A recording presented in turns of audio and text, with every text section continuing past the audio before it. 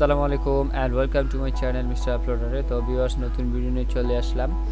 আজকে গ্রাফিক ডিজাইনের 4 নম্বর পর্ব। তো 4 নম্বর পর্বতে আমরা শিখব হলো ম্যাজিক টুলের ব্যবহার আর হলো ল্যাসো টুলের ব্যবহার। ম্যাজিক টুলের ব্যবহার সাক্ষাৎ করা হয়, বেশি করা হলো ফটোশপের মধ্যে, আর ইলাস্ট্রেটরের মধ্যে এত ব্যবহার করা হয় না এই ম্যাজিক টুলের ব্যবহার। তো ম্যাজিক টুলের কাজটা কি আমরা জানবো। জানার আগে আমাদের কিছু একটা শেপ বা একটা ডিজাইন দরকার। তো ডিজাইনটা আমি করে নিই, দেখতে থাকেন কীভাবে আমি ডিজাইনটা করি।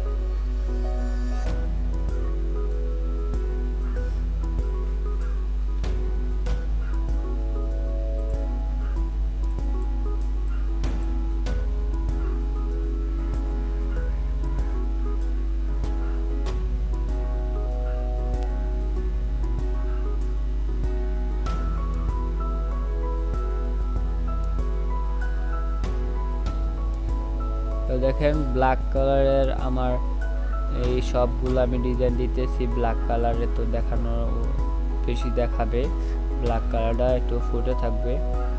তো হেয়ার, তারপরে নাক, চোখ, মুখ, এগুলো সবই আর কি ব্ল্যাক কালার দিয়েছি।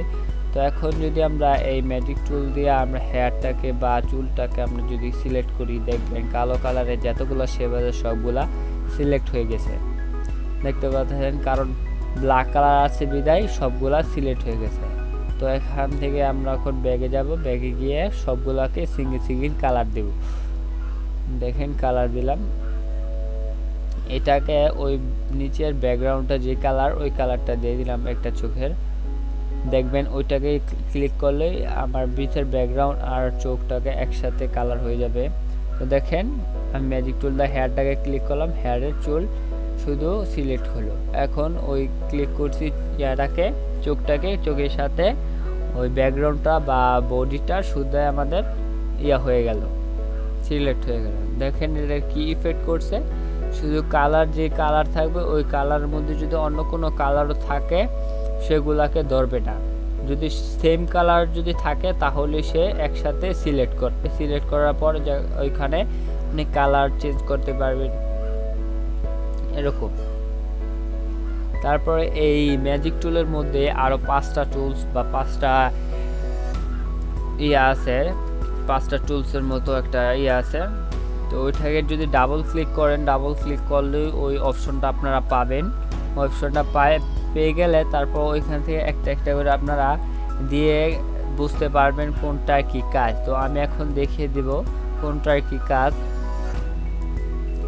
এখন ডাবল ক্লিক করবেন, সিলেকশন টুলটাকে সিলেক্ট করবেন, তারপরে ওই ম্যাজিক টুলটাকে ডাবল ক্লিক করবেন।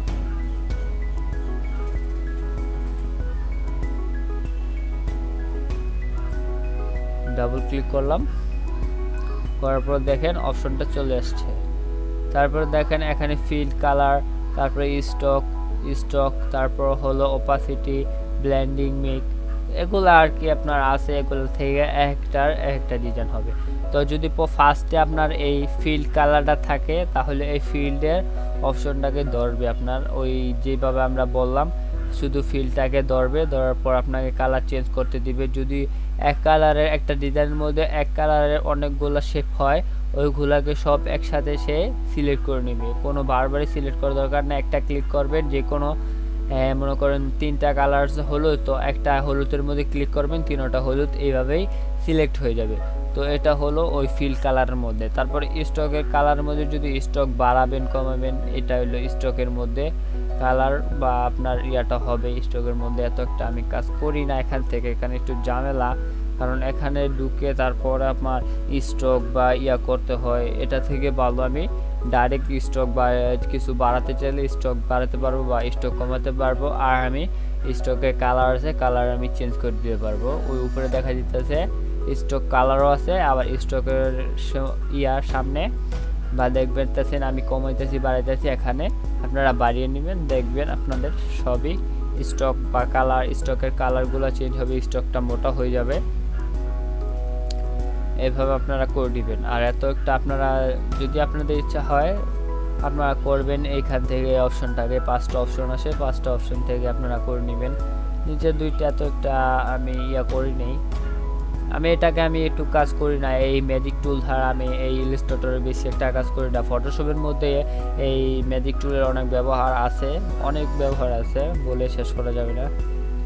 ইলাস্ট্রেটরে বেশি একটা প্রয়োজন হয় না বা বেশি কাজ করে না মানুষ, তা আশা করি এটার প্রয়োজন হবে না। যদি প্রয়োজন হয় এভাবে আপনারা কাজ করবেন, কারণ আমার দেখানো উচিত সবগুলাই, তো আমি এই জন্য আমি দেখিয়ে দিতেছি কীভাবে আপনারা এই ইয়াটা কি বা ম্যাজিক টুল বা লেসো টুলটা কি, সবগুলো আমার কর্তব্য, তাই জন্য আমি দেখিয়ে দিতেছি, কারণ কোর্সটা সম্পূর্ণ করার জন্য আমি করতেছি। তো আশা করি এর দিয়ে আপনারা বুঝতে পারছেন ম্যাজিক টুলের কাজ। এই 5টা অপশন দ্বারা আপনারা যা যা করতে পারবেন, কমিয়ে নেবেন ওই অপাসিটি কমিয়ে আপনারা দেখতে পারেন কি কি কাজ হয় এখানে। আমি একটা কাজ করি না, এটা খেলে আপনার জাস্ট আমি জানিয়ে দিলাম এটার কাজ কি, এরকমই। তো এখন হলো আমার লেসো টুলের কাজ। লেসো টুলের জন্য আমাদের অনেকটি শেপ লাগবে।